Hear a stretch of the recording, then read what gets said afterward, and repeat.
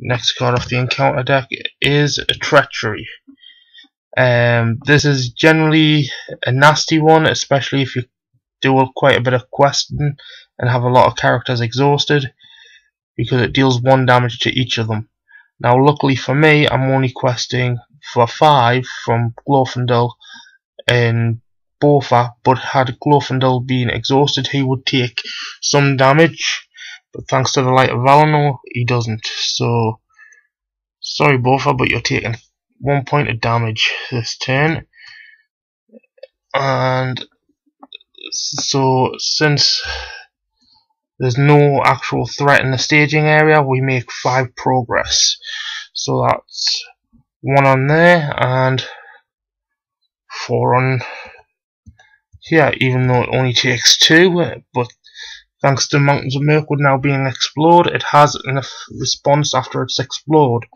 After Mountains of Mirkwood leaves play as an explored location, each player may search the top 5 cards of his deck for 1 card and add it to his hand. The rest are then reshuffled back into the deck.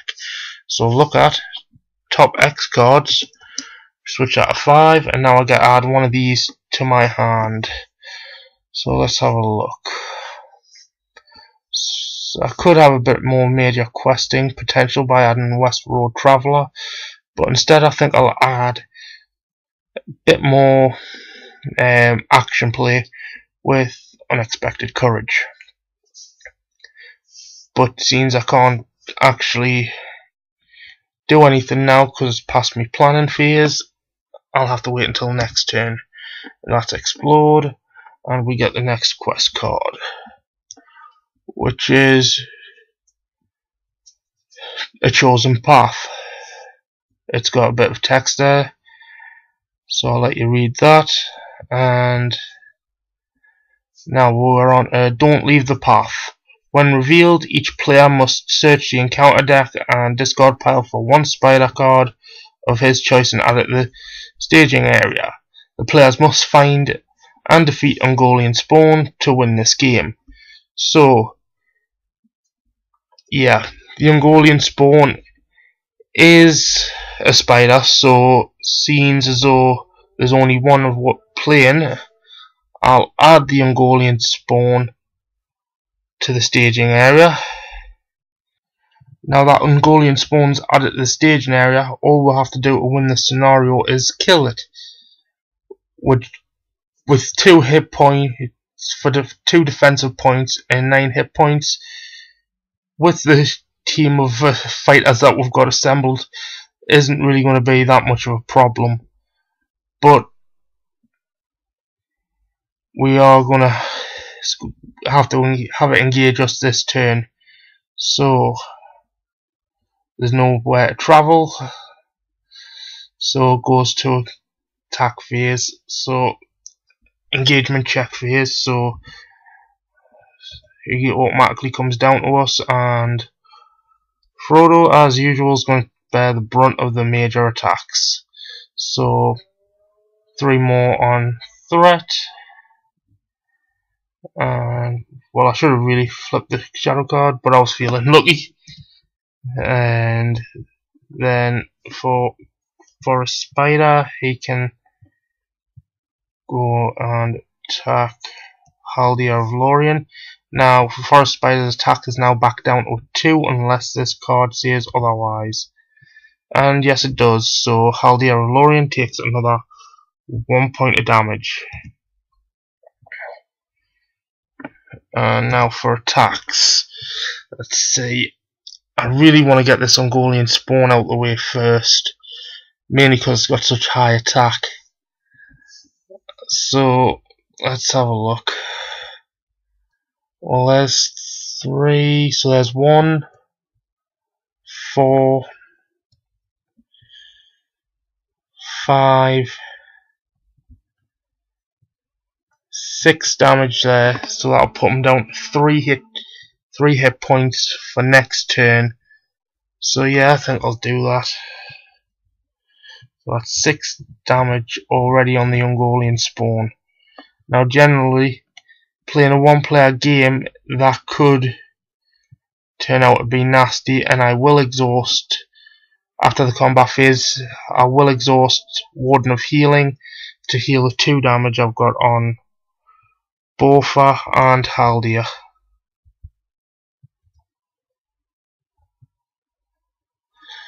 And Control N to start my new phase.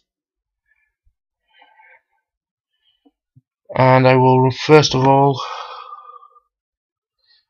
well, since I'm going to win this turn, I don't think I'll bother using Unexpected Courage, but I will drop my threat by 6 by paying 3 resources to play a Gift of the Galadriel and drop my threat by 6, so I'm down to 31 threat. It's mainly just for score at this point, even though I don't really care about the scoring. And I will play 3 resources off Aragorn, so I can play the Rivendell Minstrel, and I get a look through my deck and add 1 card with the trait Song or keyword Song in it to my hand. And let's have a look. Do I have another Song of Wisdom in here?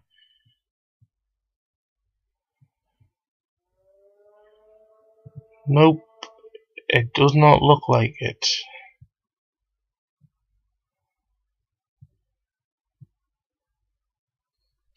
Oh well, worth a look anyway, and it gives her a bit more questing potential. So questing for 5, 7. Quest for 7 this turn, even though we don't need it. So encounters. Now this can be a nasty treachery card. If we got this a bit earlier, I would have probably used my Unexpected Courage to get around it. As you can read, it costs 2 to ready. You can't ready during the refresh phase. You've got to wait until the resource phase and then take 2 resources from that hero's resource pool to ready them. But thanks to Unexpected Courage, you can get around that by just readying them with that card. So I will attach that to Frodo.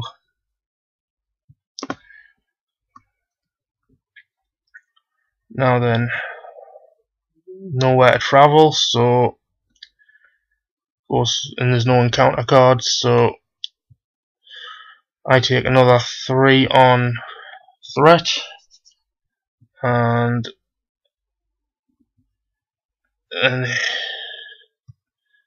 the spider can attack Haldia again. So shadow cards, I keep forgetting to do this, but I'll always remember. So no shadow effect there, and none there, so all good, and no damage to her. So right now I will attack first of all with Glorfindel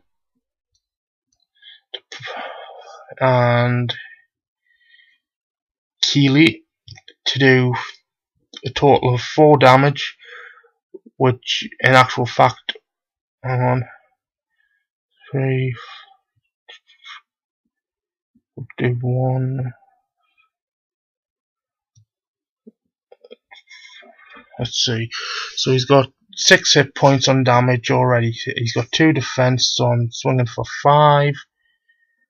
Yep, that's enough to kill the Ungoliant spawn and win this quest. So sorry for the bit shaky start there. Hopefully I'll get better as I continue doing more of these videos. If you want to see more of them, just let us know. But if you want to see how it's really done, visit the page Cardboard of the Rings on YouTube or Facebook, and you'll get links to their progression series, which takes it from the core set and goes through each of the cards from each pack that they've done or are doing. But yeah, I've enjoyed doing this. I hope you have enjoyed watching me do this. I know I can only hope that I get better.